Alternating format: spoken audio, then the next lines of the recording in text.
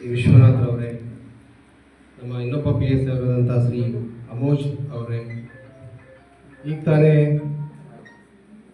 ಈ ಕೊಡದೂರು ಮತ್ತು ಮಂಗಲಗಿ ಗ್ರಾಮದ ಬಂದಂತಹ ಎಲ್ಲ ತಮ್ಮದೇ ಆದಂಥ ಮಾತನಾಡಿರತಕ್ಕಂತಹ ಪಟೇಲ್ ಅವರೇ, ಸಂತೋಷ್ ಚವ್ಹಾಣ್ ಅವರೇ, ಶರಣು ಮಜ್ಜಿಗೆ ಅವರೇ, ಉಪಸ್ಥಿತರಿರುವಂತಹ ಸಂತೋಷ್ ಪಾಟೀಲ್ ಅವರೇ ಮತ್ತು ಇತರೆ ಇಲ್ಲಿ ಬಂದಂತಹ ಎಲ್ಲ ಯಾವತ್ತೂ ನಮ್ಮ ಕಾಳಗಿ ಪೊಲೀಸ್ ಠಾಣೆಯ ಹಿತೈಷಿ ಸಹೃದಯಿ ಬಂಧುಗಳೇ ಮತ್ತು ನನ್ನ ಆತ್ಮೀಯ ಸಿಬ್ಬಂದಿ ವರ್ಗದವರೇ, ಭಾಳ ಒಂದು ದಿವಸದಿಂದ ನಾನು ಈ ಊರಿಗೆ ಬರಬೇಕು ಅಂತಂದು ಹೇಳಿ ಅಂದ್ಕೊಂಡಿದ್ದೆ. ಕೊಡದೂರು ಮತ್ತು ಮಂಗಲಗಿ ಥರ ಅವಳಿ ಊರುಗಳಿಂದ ಹಾಗೆ ಎರಡು ಊರು ನಮ್ಮ ಪೊಲೀಸ್ ಠಾಣಾ ವ್ಯಾಪ್ತಿಗೆ ನೋಡಿದರೆ ಸ್ವಲ್ಪ ದೊಡ್ಡ ಊರುಗಳು. ಇತಿಹಾಸ ಏನೇ ಇರಲಿ, ಆದರೆ ಅರಿತು ಬಾಳ್ತಕ್ಕಂಥದ್ದು ಏನಿದೆಯಲ್ಲ ಅದು ದೊಡ್ಡದು. ಬಹುಶಃ ಈ ಒಂದು ಮೊಹರಂ ನಮ್ಮ ಸಿ ಪಿ ಅವರು ಹೇಳಿದ ಹಾಗೆ ಈ ಮೊಹರಂ ನಿಮಿತ್ತವಾಗಿ ನಾನು ಒಂದು ಯೋಜನೆಯನ್ನು ನಮ್ಮವ್ರಿಗೆ ಹೇಳಿದ್ದೆ. ಏನು ಅಂತಂದು ಹೇಳಿದ್ರೆ, ಎಲ್ಲೆಲ್ಲಿ ಅತಿ ಮುಖ್ಯವಾಗಿ ಮೊಹರಂ ಆಗ್ತದೆ ಅಲ್ಲಿ ಎರಡೆರಡು ಊರು ಅಥವಾ ಮೂರು ಊರುಗಳನ್ನು ಸೇರಿಸಿ ಒಂದು ಕಾರ್ಯಕ್ರಮವನ್ನು ಮಾಡೋಣ. ಸರ್ವೇ ಸಾಮಾನ್ಯವಾಗಿ ಠಾಣಾ ಮಟ್ಟದಲ್ಲಿ ಶಾಂತಿ ಸಭೆಯನ್ನು ಹಾಕ್ಕೊಳ್ತೀವಿ. ಶಾಂತಿ ಸಭೆಯನ್ನು ಹಾಕಿಕೊಂಡಾಗ ಅದು ನಡ್ಕೊಂಡು ಹೋಗ್ತಾ ಇರ್ತದೆ. ಅದೇ ಗ್ರಾಮದಲ್ಲಿ ಅದೇ ಶಾಂತಿ ಸಭೆ ಸದಸ್ಯರು ಇದು ಮಾಡ್ಕೊಂಡೆಲ್ಲ ಹೋಗ್ತಾ ಇರ್ತಾರೆ. ಬಟ್ ಇದು ಮೊಹರಂ ಏನು ಅಂತಂದು ಹೇಳಿದ್ರೆ, ಹಳ್ಳಿಯಲ್ಲಿ ಭಾಳ ಇದ್ರದ್ದು ಫೆಸ್ಟಿವಲ್ ಭಾಳ ಎಫೆಕ್ಟಿವ್ ಇರ್ತದೆ. ಹಳ್ಳಿಯಲ್ಲಿ ಇದನ್ನು ಭಾಳ ಜೋಶಾಗಿ ಆಚರಣೆ ಮಾಡ್ತಾರೆ. ಮೊಹರಂ ಅಂತಂದು ಹೇಳಿದ ತಕ್ಷಣ ಒಂಥರ ಭಾಳ ಜೋಶ್ ಇರುತ್ತೆ. ಮೊಹರಂ ಪದಗಳನ್ನು ಹಾಡೋದು, ಅವರು ಕುಣಿತ, ಅದು ಎಲ್ಲ ಬೇರೆ ಬೇರೆ ಊರುಗಳಲ್ಲಿ ಬೇರೆ ಬೇರೆ ಸಂಪ್ರದಾಯಗಳನ್ನು ಒಳಗೊಂಡು ಮೊಹರಂ ಹಬ್ಬ ಇಲ್ಲೂ ಆಚರಣೆ ಮಾಡ್ತಾರೆ. ಈಗ ಇದು ಮೊಹರಂ ಪದಗಳನ್ನು ಹಾಡ್ತಿರ್ಬೇಕಲ್ಲ, ಅಥವಾ ಮೊಹರಂ ಪದಗಳು ಹಾಡೋರು ಕಡಿಮೆ ಆಗಿದ್ದಾರೆ ಈಗ, ಭಾಳ ಕಡಿಮೆ ಆಗಿದ್ದಾರೆ. ಅದಕ್ಕೆ ಈಗ ಈ ಯಾದಗಿರಿ ಭಾಗ ಮತ್ತು ಸೇಡಂ ತಾಲೂಕಿನ ಕೆಲವು ಭಾಗಗಳಿಗೆ ಹೋದ್ರೆ ಆ ಮೊಹರಂ ಹಬ್ಬಕ್ಕಂತಂದೇನೆ ಹೇಳಿ ಈ ಬಟ್ಟೆಗಳನ್ನು ಹೊಲಿಸ್ಕೊಳ್ತಿದ್ರು. ಆ ಬಟ್ಟೆಗಳು ಹೆಂಗು ಅಂತಂದ್ರೆ ಅದು ಯಾವಾಗಾದ್ರೂ ಹಾಕೊಂಡ್ರು ಇದು ಮೊಹರಂ ಈಗ ಊರಿಗೆ ಬಂದ ನೋಡಿವ ಅಂತ ಹೇಳ್ಬೇಕು.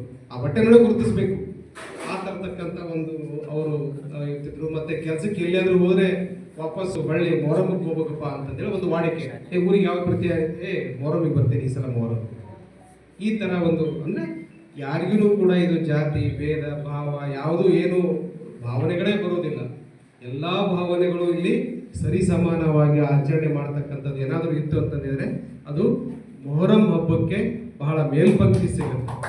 ಆ ಮೊಹರಂ ಹಬ್ಬ ನಾವು ಚಿಕ್ಕವರಿದ್ದಾಗೂ ಕೂಡ ಬಹಳ ಶಾಲೆ ಕಾಲೇಜುಗಳು ಆರಂಭವಾಗ್ತಾ ಇದ್ವು. ಅವಾಗಾದರೂ ಕೂಡ ಬಂದಾಗ ಮೊಹರಂ ಹಬ್ಬಕ್ಕೆ ನಾವು ಎಲ್ಲೂ ತಪ್ಪಿಸ್ತಿರ್ಲಿಲ್ಲ. ಊರಿಗೆ ಹೋಗಿ ಆ ಮೊಹರಂ ಹಬ್ಬದ ಸವಿಯನ್ನು ಕೂಡ ನಾವು ಆಚರಣೆ ಮಾಡಿ ಭಾಗವಹಿಸಿ ಹಬ್ಬದ ಸವಿಯನ್ನು ಉಂಡವರಿದ್ದೇವೆ. ತಾವು ಕೂಡ ಸಾಕಷ್ಟು ಹಬ್ಬಗಳನ್ನು ಸಾಕಷ್ಟು ಮೊಹರಮ್ಗಳನ್ನು ಆಚರಣೆ ಮಾಡ್ತಾ ಬಂದಿದ್ದೀರಿ.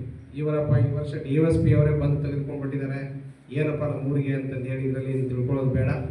ನಾವು ಎಲ್ಲರೂ ಸೇರಿ ಎಲ್ಲರನ್ನೂ ಕಾಣ್ತಾರೆ. ಯಾಕಂದರೆ ನಿಮ್ಮವರ ಎಲ್ಲರನ್ನೂ ಕೂಡ ಅಲ್ಲಿ ಕರೆಸಿ ಒಂದು ಶಾಂತಿ ಸಭೆ ಆಗಲಿ ಒಂದು ಸಭೆಯನ್ನು ಮಾಡ್ತಕ್ಕಂಥದ್ದು ಅದು ಸಂಪ್ರದಾಯ ನಡ್ಕೊಂಡು ಬಂದಿದೆ.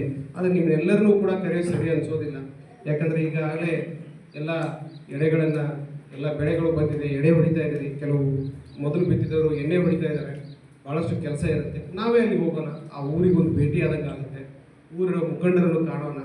ಮೊಹರಂ ಹೊರತಾಗಿಯೂ ಕೂಡ ಬೇರೆ ಸಮಸ್ಯೆಗಳು ಏನಿದ್ದಾವೆ ಅದನ್ನು ಚರ್ಚೆ ಮಾಡ್ತಕ್ಕಂಥದ್ದನ್ನು ನಾನು ಹೇಳೋಣ ಅಂತ ಹೇಳಿ ನಾನು ಹೇಳಿದೆ. ಅದೇ ಪ್ರಕಾರ ನಮ್ಮ ಠಾಣಾ ಸಿಬ್ಬಂದಿಯವರು ಮತ್ತು ಅಧಿಕಾರಿಗಳು ಭಾಳ ಅಚ್ಚುಕಟ್ಟುತನದಿಂದ ತಮ್ಮ ಸಹಕಾರದೊಂದಿಗೆ ಈ ಕಾರ್ಯಕ್ರಮವನ್ನು ಹಮ್ಮಿಕೊಂಡಿದ್ದಾರೆ.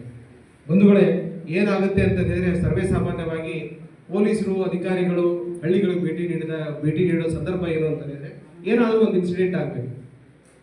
ಏನಾದರೂ ಒಂದು ಇನ್ಸಿಡೆಂಟ್ ಆದಾಗ ಸರ್ವೇ ಸಾಮಾನ್ಯವಾಗಿ ಅಧಿಕಾರಿಗಳು ಭೇಟಿ ನೀಡ್ತಾರೆ.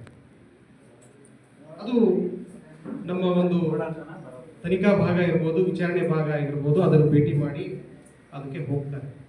ಆ ಸಂದರ್ಭದಲ್ಲಿ ಏನಾಗುತ್ತೆ ಅಂತಂದು ಹೇಳಿದ್ರೆ, ಕೇವಲ ಆ ಘಟನೆಗೆ ಸಂಬಂಧಪಟ್ಟಂತೆ ನಾವು ಭೇಟಿ ಮಾಡಿ ಆ ಘಟನೆಗೆ ಸಂಬಂಧಪಟ್ಟವ್ರು ಯಾರಾದ್ರೆ ಮಾತಾಡ್ಸ್ಕೊಂಡು ಹೋಗ್ಬಿಡ್ತೇವೆ. ಯಾಕಂತ ಹೇಳಿದ್ರೆ ಅವಾಗ ಬೇರೆದವ್ರನ್ನ ಆಗಲಿ ಅಥವಾ ಈ ಥರ ಸಭೆ ಮಾಡೋದಾಗ್ಲಿ ಇದನ್ನ ಮಾಡೋದಾಗ್ಲಿ ಮಾಡ್ತಕ್ಕಂಥ ಸಂದರ್ಭ ಅಷ್ಟೊಂದು ಔಚಿತ್ಯ ಇರೋದಿಲ್ಲ.